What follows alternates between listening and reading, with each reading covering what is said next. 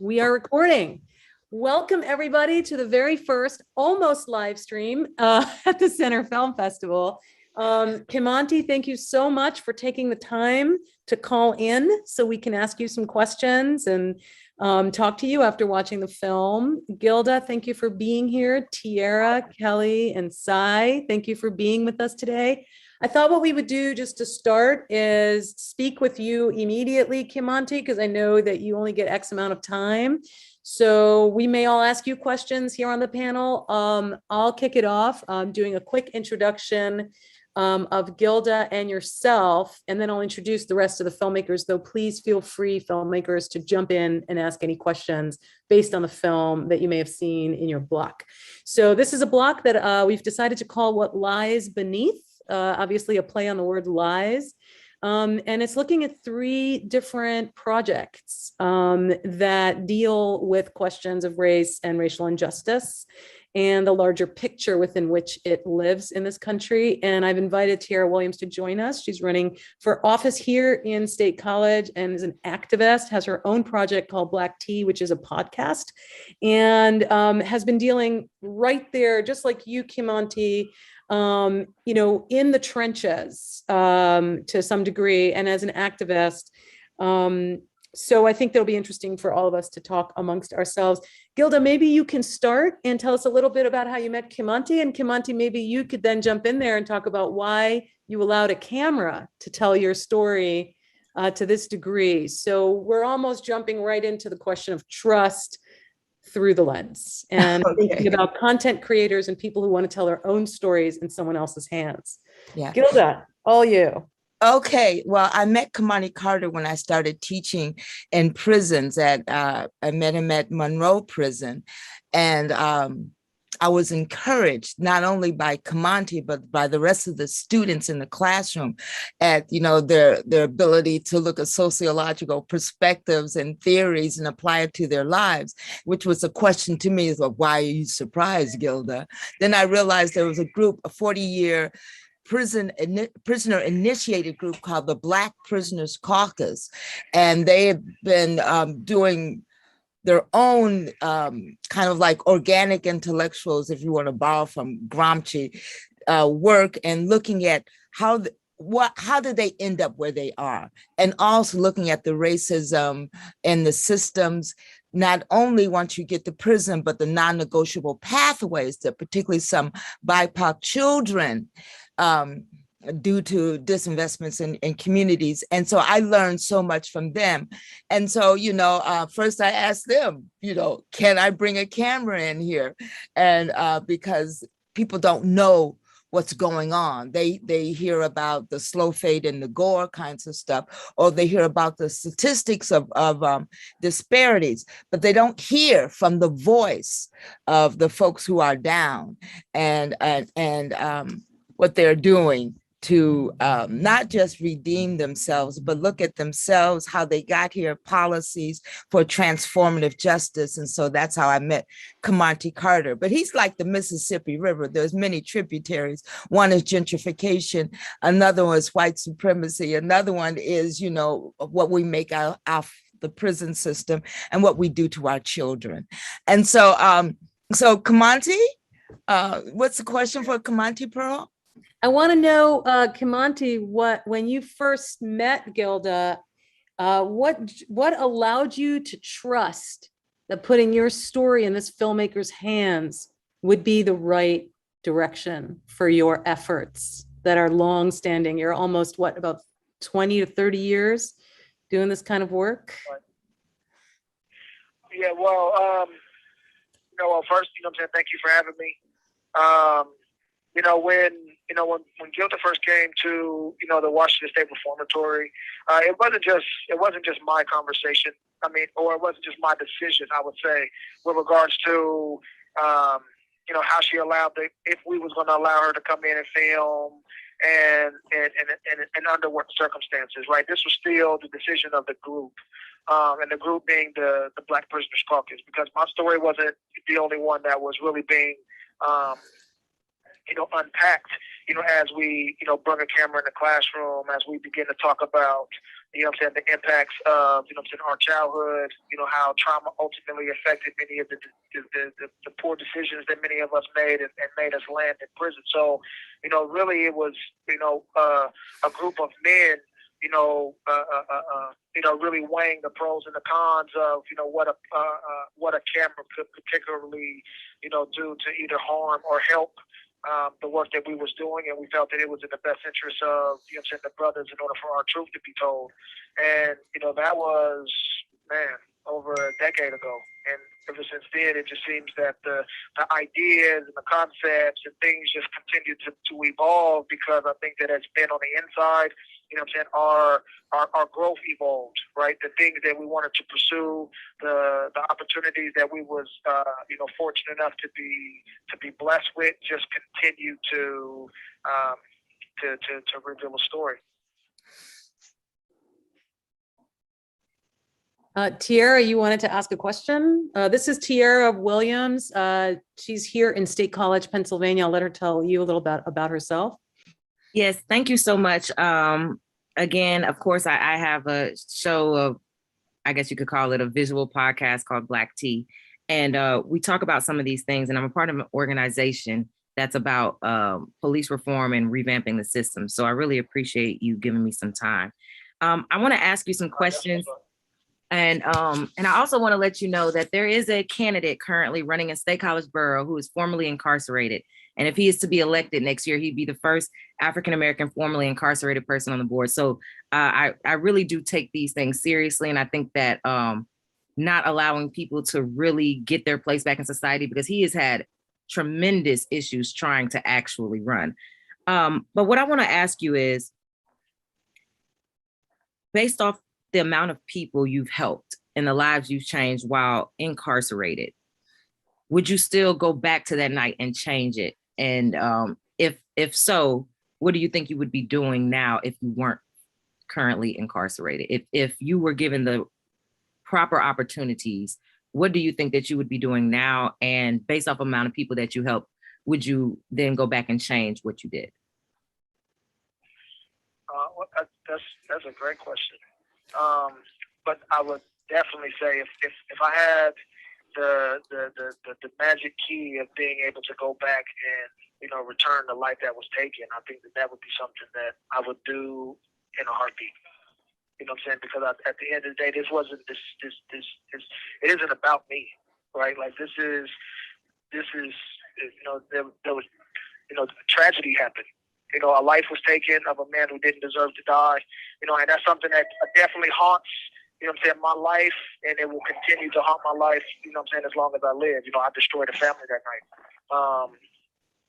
You know, but I think that the decisions that I've been able to make since then, right, it has really been sparked by, you know, my own personal decision to become better than the person that I was. And so many of the acts and the decisions that I make today is the residual effects of striving to become a better person, right? Not wanting to allow myself to kind of be, you know, limited in a box, you know, always, you know, forever deemed, you know what I'm saying, someone who is a monster, someone, a heartless gang member. You know, I think that those things were, I think the things that were most painful for myself is just knowing that, you know, that my decision also came with many, you know, damaging labels. And so it was really about my growth. It was really about me changing my narrative and not allowing, you know, you know, these stereotypes that continue to play off in my life and to ultimately live with my potential unfulfilled. Yeah, I've been fortunate enough to be able to help many people. You know, however, I think it's less about helping, and I really think it's about helping other people really recognize the potential in themselves. Right, many of the things that we offer and teach, most of this stuff isn't new, right? But the opportunities are just absent, where you can, you know, essentially allow a person to see their life as Play-Doh, and they can design and develop and shape it however they choose fit. regardless of what your socioeconomic status is, regardless of how much education that you have, regardless of what kind of family that you was born into, right? Those things don't stamp your narrative. The story can always change. And so if I think about who is the person that I would have become, I think about that. Would I continue to just be another little kid that was just lost in the streets, running around, trying to fit into that underground life? Maybe. But unfortunately that wasn't my destiny. My life wasn't determined to really fit that model. And so, this is the path that I've been placed on. This is the movement that I continue to push. And I just hope that I can continue to encourage, to inspire, to help people to grow, and ultimately to really change and fix a wrong that is something that I ultimately regret. I really appreciate your honesty and candidacy. I don't know that many people who are that real with themselves, and so that's to be admired. I know you spoke about destiny, but and I respect you taking responsibility for what happened. But I'm wondering, do you think, if any, what responsibility is held on the system, whether it's the educational system, whether it's housing or redlining? Some of these things were mentioned. Whether it was your family union, what responsibility do you think the system or society has that could have put you or others like you in this type of position? Well, if we could hold the system accountable, then I think that we would be on to some true transformatory changes, within the lives of poor people, in the lives of, people who are discriminated against, ostracized, misrepresented, but the problem is that the system is represented by people, right? And, people are coming into many of these systems with their own perceptions of who other people are, right? And I think that's the problem, is the majority of the systems that affect many poor and lives of many people of color are essentially ran, facilitated and organized by people who, first of all, don't look like us, aren't culturally relevant, right? And what they don't do is they don't understand how they can essentially become a part of the system in order for the system to work for everybody. And so I think that first off, as people, right, as the people who run and work inside of these systems every single day, I think that we have to start taking more responsibility. Simply because I think that we have to. We can't continue to keep placing our lives and our livelihood in the hands of people that we realize that don't have our best interests at heart, right? And I'm gonna give you an example, right? A few years ago, my baby sister was going to school in Ohio.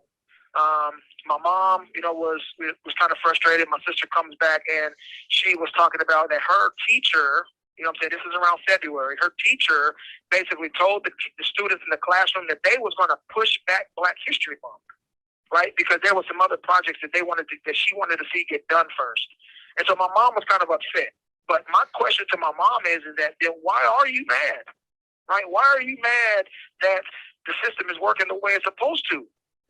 I think that the problem that I was really trying to unveil to my mom is we as Black folks, we have to stop sending Black kids to school to learn Black history from white folks.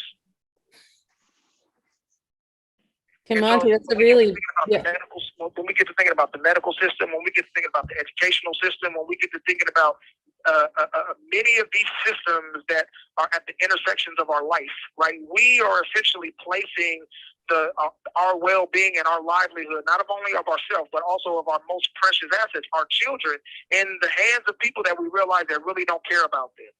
And so the thing is that what do we need to do as a way of being able to make sure that the community is looking after the well-being of children?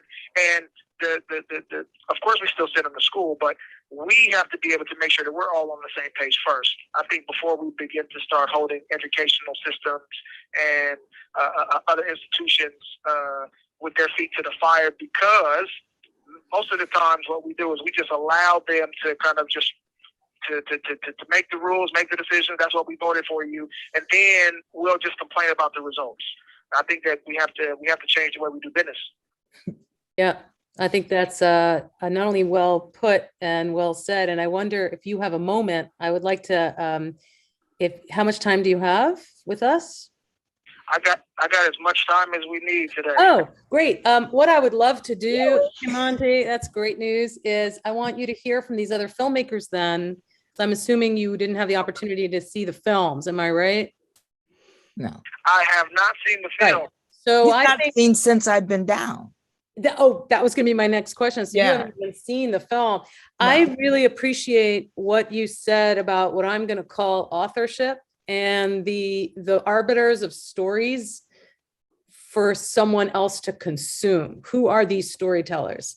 Who are we sending our kids to school to learn from? And being that we have 4 really incredible content creators on the call, and you have the ability to stay with us for a little while, I'm thinking we might go around the room and maybe listen to these storytellers, and we'll have Gilda answer the same question, although you might have heard her already answer it. You certainly trusted her enough to tell your story, but to talk about what your film is, maybe that's not what it originally started to be. And how do you feel you are the arbiter of this story? What are you hoping is the outcome? In other words, in short, why a film, right? We can all put pen to paper. There's many forms of really impactful activism. You're in a room full of filmmakers, and what you've done, Kimonti, behind bars, I feel is not only incredibly inspiring, but I also think that there is some level of parallel to what these people, at least in this panel, I can tell you that because I've seen all their films, are doing through their voices. So let's hear a little bit about these arbiters of stories, if you're up for it. And maybe we could start with Kelly, and then we'll continue with Sai and Tierra and Gilda. Go for it, Kelly. Hi, everyone. My name is Kelly Gallagher. I'm coming to you from Syracuse, New York, on land stolen from the Onondaga people. I have a lot of Penn State stuff on right now because I graduated from Penn State. So if there are any, I know this film festival is close to my heart in that it's in State College. So I don't normally look like all this. My film. You have 60 seconds remaining. Okay, he's gonna have to call back. What he forgot to say is that he has much time, but it's at 15-minute intervals. Oh yeah, 20-minute intervals. So you want to go off and come back right now, or? Yeah, I'm about to call right back. You'll call right back. Hold that, Kelly. Thank you. Right. Of course. All right. Okay.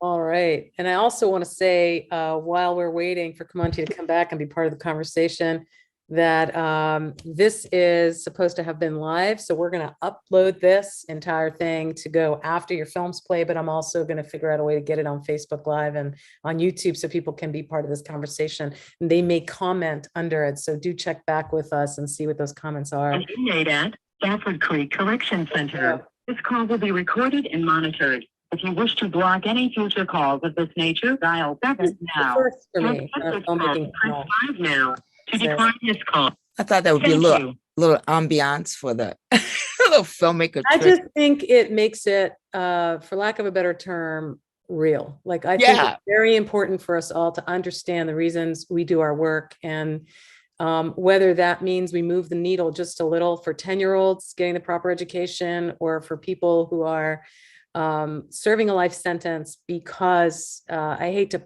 put it this way, Kimonti, I know you don't agree, but the system failed them. I know you believe that you committed a crime, which clearly you did, and I've heard you say this so many times, both in the film and in your panel, but you also talk about how changing the system could really help, not only help, but might have created a different path. So, all right, we were with Kelly, and she was telling you, she's answering the question, all of us, why pick up the camera? Why this story? what are your hopes for it? And are they the same as when you first started? That's a great question. And hi, Kimonti. Hi, Sai. Hi, Gilda. Hi, Tierra. Pearl, everyone. Happy to be with you. Feeling very lucky to be in this group today. Hi, Kimonti. So this film was made in the summer of 2020. There was a lot of political and civil unrest. There was, in response to the horrific white supremacist police murders of many Black lives during that time, especially George Floyd in late May. And so it was this moment, we were all kind of, many of us feeling isolated and alienated because of COVID and the pandemic. And yet still so many of us were brought out into the streets in protest against the police. And I had been, during this time, the one place where I would kind of walk to or go to if I needed for medicines or whatever was my Walgreens pharmacy down the street from where I live. And it was, as I say in the film, it's this path that I've walked many, many times, but didn't notice until much later, the sign outside of the Walgreens discussing the legacy of Jermaine Logan and his wife, Caroline, abolitionists who had once had a house as a part of the Underground Railroad where this Walgreens now stands. This film was a part of this project that the Wexner in Ohio, the Wexner Center for the Arts, commissioned 20 filmmakers from all over the world, including incredible filmmakers like Charles Burnett and Christopher Harris. And somehow I was included in this 20 people, which was just a great amount of luck, I think. Oh my God. I know. When Charles Burnett. I know. That's the reason why I have Mask in my film, is because of Charles Burnett. Yes. Oh, go ahead, Kelly. I want to rub your head or something. I know. Yeah, I freaked out to Charles Burnett in a Zoom at some point about this. Yeah, because he's a hero of mine. But so 20 filmmakers across the world were asked to make 2-minute films in response to the contemporary moment. It was a very open call. It was this project called the Cinetrax Project. And it was sort of like this revival of a project that Chris Marker and Godard and other filmmakers took part in May of '68 in Paris when all the workers were striking. Doc and experimental filmmakers were going out making these kind of quick 2-minute radical newsreels about everyone on strike. And so the Wexner wanted to kind of reprise this Cinetrax project. So we had the same rules that the filmmakers in May of 1968 had, which they were supposed to be these like 24-hour turnaround pieces. So we were supposed to give ourselves 24 hours to make a 2-minute film. And so that's what I did. And in that 24 hours, I was reading some Walter Benjamin, his concept of history, his theses on history. And I was thinking a lot about how, so much of our political struggle for liberation and for personally and struggles, that many of us are likely involved in, struggles for liberation, struggles for abolition. So many of these struggles, we so often think forward, thinking about the world, another world which is possible, that we're all struggling to build and all struggling for. And something that was interesting in Benjamin's thesis on history that I was reading was, he expressed this interest in not only thinking forward, but also thinking backward and thinking about those in history that we are also struggling for, picking up the mantle of those who have struggled before us, and how, the present moment is obviously the present because of the past. And so I just started thinking about, all that and thinking about how, so much history. There's a strong abolitionist history here in Syracuse that's very that's lesser known among the larger, broader population. And so in thinking about the struggles against the police, and all the civil unrest and all the beautiful struggle that folks were engaging in to fight back during that time, I became really interested in this history of Jermaine Logan in this place just down the street from where I live, and wanting to kind of excavate and put on film this brief kind of history, and this moment for us maybe all to kind of keep reflecting on how the struggles for the future are also struggles for those who have fought before us, such as for folks like Jermaine Logan. And so those were things that were on my mind. I was making this piece. Yeah, thank you, Kimonti, and those who haven't seen the films yet. This film is all crafted with you're on hold to hope that somebody answers you from Walgreens. And at the same time, you're watching these photographs and the text through Kelly's eyes and navigation of the history of this particular Walgreens and this erasure of this piece of history. And speaking of, I'm going to literally quote you, the present is the present because of the past, right? Which is, I think you're kind of quoting Walter Benjamin, but your quote too. He's quoting many people. Yeah, I mean, yeah, and it reminds me, I mean, I get to have the fun as part of the programming committee to pull together, not the fun, but the, I think, almost responsibility of trying to have a conversation among different pieces of content. And for me, it really leads directly, this excavation you're talking about is literally happening in Cy's film as he's following the moments after the murder of George Floyd, and literally the earth is, coming apart because of the flooding and whatnot. And there is a woman that says almost that same sentence, like slavery's over. So with that, Cy, maybe you can tell us a little bit again about why you're the arbiter of this story, how you got behind this camera, and what you're hoping for this content that you've created. Thanks for having me, Pearl. And I've been on several of these throughout the past pandemic year and a half that we've been living through. And this is by far the most profound virtual screening I've ever been a part of, or Zoom or whatever. It's definitely meaningful to hear everybody's thoughts on where they're at in their lives right now. And I appreciate just being amongst everyone here. I guess my story is I live a couple miles from where George Floyd was murdered, and when I watched it, it was the pandemic. There wasn't a whole lot going on, and I have the means and the ability to walk out my door and tell a story, and I didn't know what that story was going to be. But what I was finding out is it was different than what I was seeing on all the mass media that was around. I mean, they were here in town to do a job and leave and not really tell a community story. So my focus was just going to be letting my neighbors tell what they're feeling and just weave something together that hopefully doesn't have a narrative, doesn't take sides, just letting people express themselves in this time. And when I was out there with the camera, I really didn't have to ask too many questions. People were ready to talk. So that was kind of my place in this.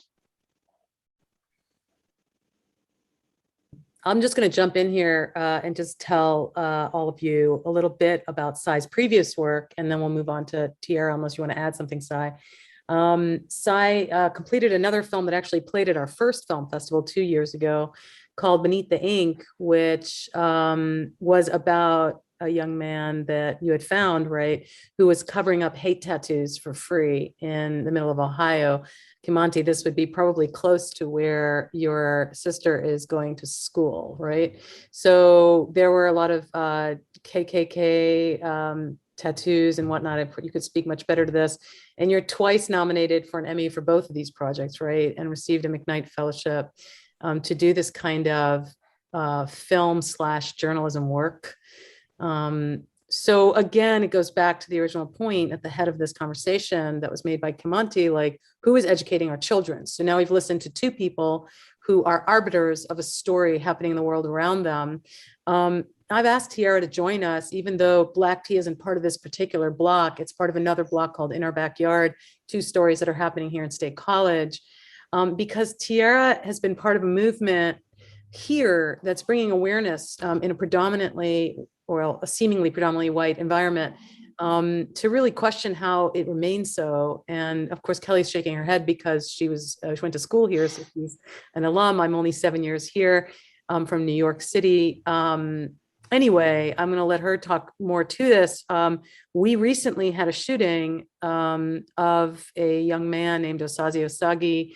And I'm sure Tierra will tell you a lot more about that and why she's picked up her camera in the form of, I guess, a podcast, but it's not just audio, it's video too, called Black Tea. So Tierra, tell us a little about why you picked up the camera, why you went to find a previous student of mine, Pablo, to help you produce it. And you said, we've got to use the visual element here to tell this story. And did you get what you were looking for out of it? And especially now that you're running for office, is that a piece of it as well? Well, so a lot of people call it a podcast. I really call it a show because there are 5 episodes within this season and we want to continue it on. But hopefully, whatever you call it, I don't really care, quite frankly. I'm just glad that it was done and that it was put out there. Because, you know, I came out during the George Floyd protests here in State College. We had one in solidarity. And in that moment, I met people who were involved in the 320 Coalition. I already knew about the story with Osaze Osage because I had the opportunity to act in a play written and directed by Charles Dumas about Osaze. So I had already done that and already knew about the story. Then when I was at these protests, people were coming up to me and asking me questions and asking me things. And I would give them answers here and there, but then I realized there was no Black platform. There was no space for people to actually hear these things and speak about these things freely without the fear of being exiled from their job or Penn State or whatever other positions that they were here in the community.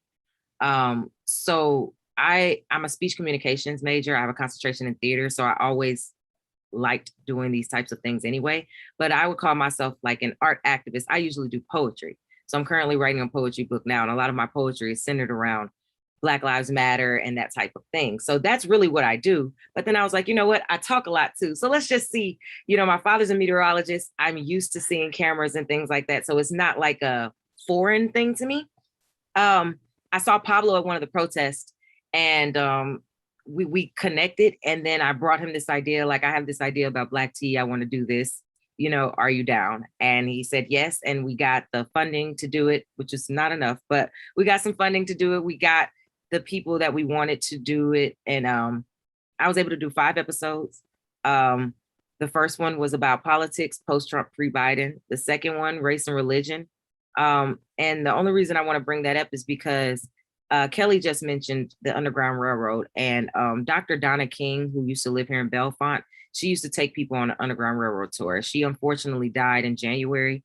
And so she was not able to be a part of of the episodes, but we dedicated the entire episode to her and to the legacy of her. She literally would, when I first got here and I found out about it, she had a lantern and she was taking us all around the spots in Bellefonte of where these things happen. And it was really important. And I didn't realize I was sitting that close to history. And you would be surprised of how many adults in America think the Underground Railroad was actually underground. That's just another story, but I'll leave that there. I did an episode called Ebony and Ivory with discussing the interracial dynamics and people who identify as biracial in State College, which is a big thing here because that's kind of predominantly what's out here. Also with the racism in schools. And the last one was dedicated to Osaze Osage and the Black Lives Matter movement. I don't know if it reached the people that I wanted it to reach. I got attacks after this was put out. I had threats once this was put out. And me running for office somewhat kind of coincided with that, you know, I guess you could say, but I never thought that I was going to run for office. That's just something totally that the coalition pushed me to do because I was at these borough council meetings yelling at people who don't look like me, who don't have my perspective, who don't understand. So it's kind of like, I'm talking to you, but where's the change truly going to come? So that's part of the reason why I did that. But with Black Tea, I hope to go further. I've gotten comments about going outside of State College and going and branching out. into the other rural parts of Pennsylvania. I'm originally from Mississippi, so the racism here is different. In Mississippi, it's overt, and here it's covert, right? It's totally different, but it's still, they still fly the same Confederate flag, right? And so I really appreciate being a part of these things. And I don't want to talk too long, but I appreciate this. This work is really important, no matter how long. It doesn't matter that it's a 2-minute or 25 or 2 hour. When you get the message out there and people are hearing it and seeing it, that's what's important. So thank you. Amen to that. Amen to that, Tierra. We do have time for one last question, and I'd like Kimonti to answer this as well. I just want to go around, and obviously there's so much more to say, and this is why we do the work we do. So that leads me to my last question, which is, what's next for you? So why don't we start with you, Kimonti? We'll go to Gilda and make our way around the panel. Kimonti, what's next? What are you working on there? I know you're continuing your work, but what's on your mind? What's on my mind? The work that I'm constantly doing with the BPC and the BPC Teach, program is constantly evolving. And one of the things that I've really got involved in was financial literacy. And the financial literacy work that I've been able to do is, to the point to where we're teaching stock classes. We're teaching guys how to be able to trade stocks from prison, understanding how to be able to just, put our money and our finances in a place in which they're able to, essentially grow for us to really alleviate a lot of the financial pressures that many poor people face. And so I think that my biggest thing now is really being able to help people eliminate generational poverty within their life. Hallelujah. I think that the work that we're doing is with educating people. I think education really it really opens the first door that many people need in order for them to see the possibilities of the things moving forward. And so for myself, right, I think continuing to push the Teach platform.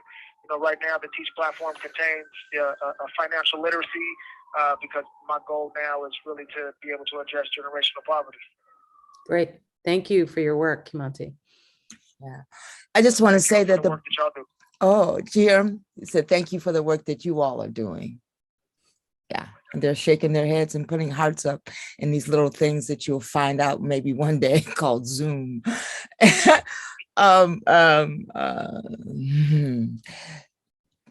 My film has a lot of has an impact campaign. So we have influenced 3 bills in the legislature. And I'm going to be speaking at Ebenezer Baptist Church. I've been on podcasts with Angela Davis and those kinds of folks. So we are very active with this film. But to me, the role of an artist is just like what James Baldwin says. The role of an artist is the it's 60 like seconds remaining. That's Kimonti. It's like the role of a lover. If I love you, I have to show you things you refuse to see. Why didn't people get upset when Eric Gardner said, I can't breathe? Why did we wait? Well, I didn't wait, but why did some of us wait to be astonished when this happened? And this is a pattern that's been going on from time immemorial. And so I think filmmakers as artists, we show what sometimes people don't see. And I think that that's important. And we put our camera and our microphone to those folks. Even with this pandemic, now the brother and sister on the corner can look at these films. Before it was the film buffs. It was, and I want to go to a film festival like I don't know what. But now everyone can see our film if they have the bandwidth, if we can put it out by word of mouth. So there's making a way out of no way, showing people things that they do not see, that there was a whole population that weren't seeing our films, right? And oftentimes our camera is on that population or trying to figure something out, right, about that population. My next film is going to be on looking at this. It's a short, and then I'm going to do a docudrama, working on 2 films. It's a short that deals with this so-called critical race theory in K-12 or middle school and high school. First of all, they're not teaching critical race theory, but it's that code word, oh, that's him again. That code word for not to teach critical thinking. Because when Kimonti says he's going to teach financial literacy, he was like, oh, he's going to be a better capitalist. But, you know, what I think what Kimonti is talking also about is cooperatives, that people can come together, which has been a legacy, which has been a legacy among particularly poor and people of color. Cooperatives, and that's what he's also developing in that. So the Black Prisoners Caucus has got him chewing gum and tap dancing at the same time. Here we go. Okay, Kimonti, I'm just talking about the next film, right? And so, so I learned so much from the folks in this film about the role of education and how education has been the thing that has been particularly attacked, and where our children learn not to think, but to just see and regurgitate. And so I want to, you know, I want to do this one that unravels critical race theory and what they're doing. So I'm following the lead of the Black Prisoners Caucus TEACH, not only taking education and creating, changing history. They call it creating history. So I think that that's what we need to do as filmmakers: create history and have our imagination ingrained in a possibility, not just a fly-by-night wish that you hope would come true. Well, I want to thank you. Unfortunately, we do have to wrap, but I'll just quickly tell you what I do know about the remaining 3 filmmakers here, about what's next. Kelly has a website that's Purple Riot, is that right? So we can follow what you're doing there. Dodson has his website, so right, we can follow what you're doing there. And Tierra's running for office, and we hope in one more day she's right where we need her here in State College. Do stay in touch with everybody here on this panel. Everybody's reachable through their websites and active. I just want to make one last realization, or something that I remarked as you were all talking, which is that the camera worked both ways in all of your projects. And I feel like you were out to learn something, but also educate. And Kimonti, I feel the same way with your vulnerability and openness, allowing someone to tell your story that you actually have never literally seen. So I just want to thank all of you for being here. There's a lot more films in the festival dealing with a lot of these subjects, raising awareness by frame by frame for social justice. With that, sorry that this wasn't live, so do send your question. Tierra4Ferguson.com is Tierra's website. Since I've Been Down is Gilda. Purple Riot is Kelly Gallagher, and you're Dodson, aren't you? He's typing. So that said, yeah, it's Triumph Pictures. So that said, do stay in touch. I'll put their links into the name of this film block. Thank you so much for being here, and we'll see you at the next festival, hopefully, or protest. Oh. Blah blah blah. 700 people, Jews, everybody, Baptists, Christians, everybody saw the film, said, I've totally forgiven Kimonti. I want him out. I saw the film. I see what we are doing to our children. So that is also the power of film. Yeah, I just started recording again. So the beginning of that was that someone who was in the car, right, saw the film. And the film and allowing someone to tell their story, forgiveness has blossomed, and hopefully it leads to some kind of change beyond moving the needle in a social justice way that I know you're all doing and committed to.